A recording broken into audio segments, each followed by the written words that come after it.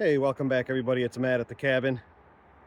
Just got done with a walk, so I figured I'd pause and do a quick video for everybody.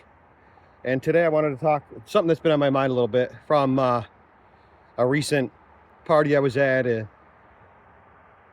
lot of people were drinking, a lot of people were having fun. They were, doing shots and whatever else. It was actually a kid's birthday party, and a lot of the parents were saying, "Hey, this is the adult party. This is the adult beverage. This is the adult drink." And they were saying, "Hey, do this Jello shot, do this, do this," and it looked fun.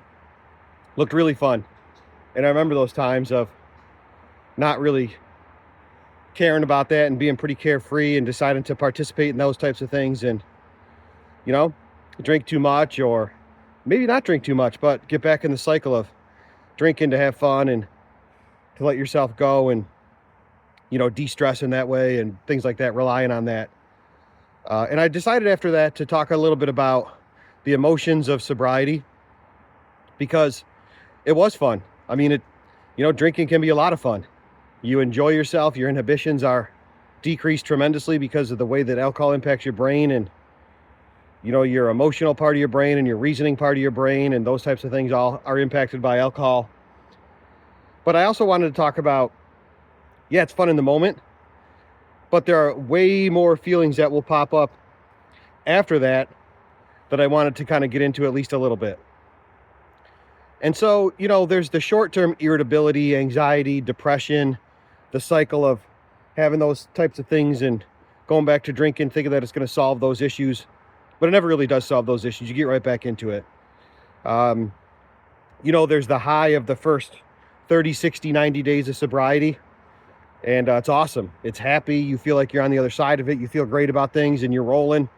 But then you have those struggles and those challenges. And, sometimes you're fearful about, am I going to be able to do this? Is this really going to work? Is it worth it? And I think that's what I wanted to at least get into for a few minutes today, is the fear of sobriety.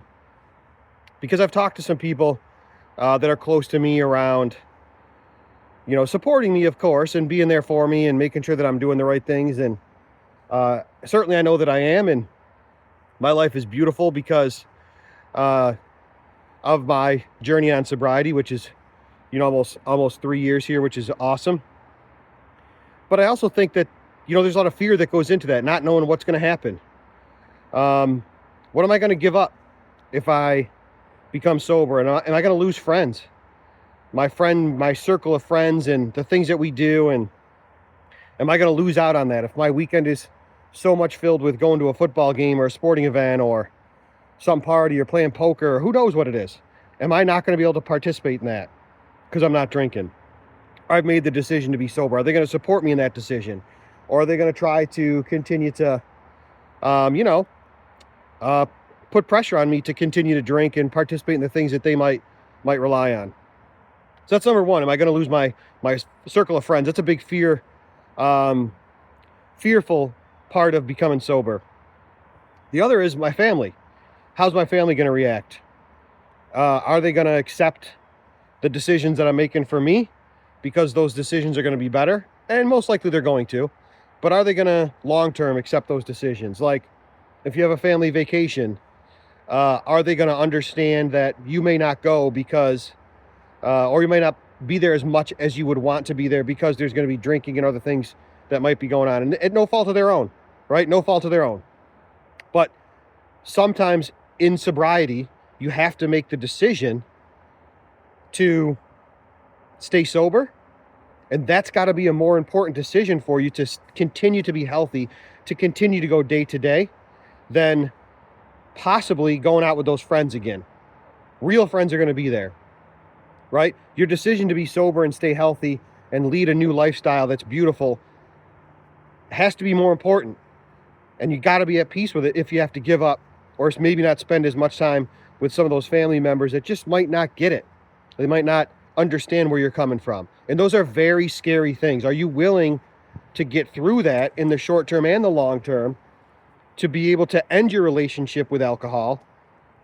And if it means so, to end your relationship with different friends you may have or different family members that you may have. And that's a very fearful part of being sober.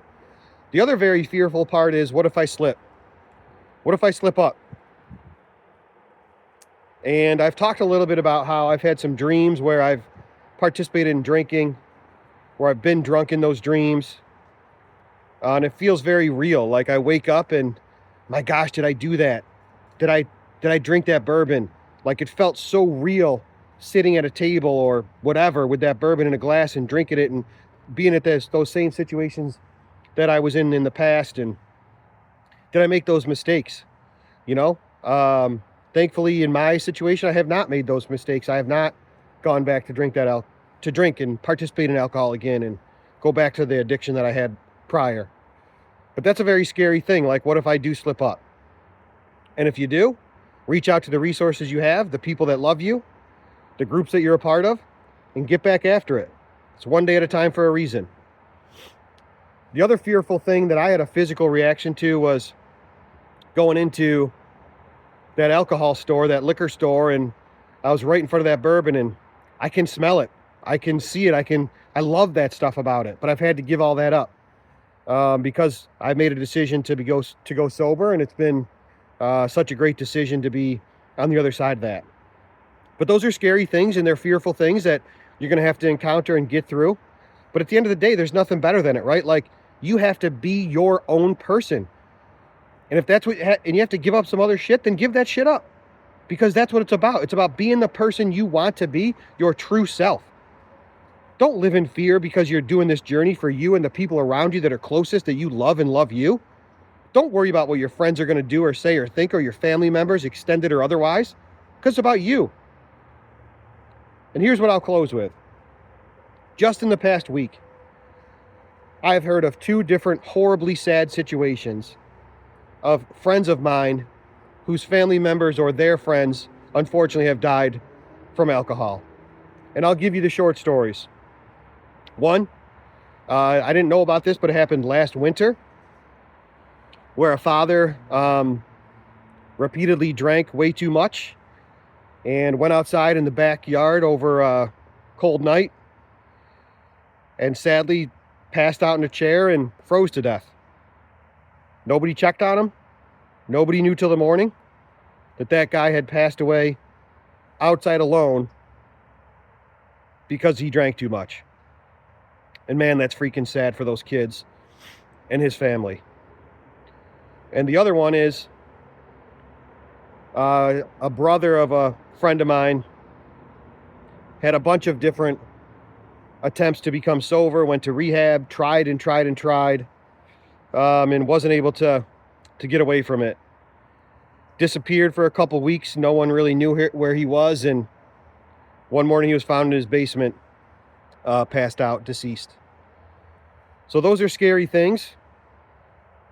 Obviously, in comparison to giving up your friends or your family members or the fear of relapsing and things like that, not comparable, right? That's why we're on the journey that we're on, because we don't want to see our loved ones like that. We don't want to end up like that. We're going to continue to move forward. We're going to continue to move forward in a healthy way.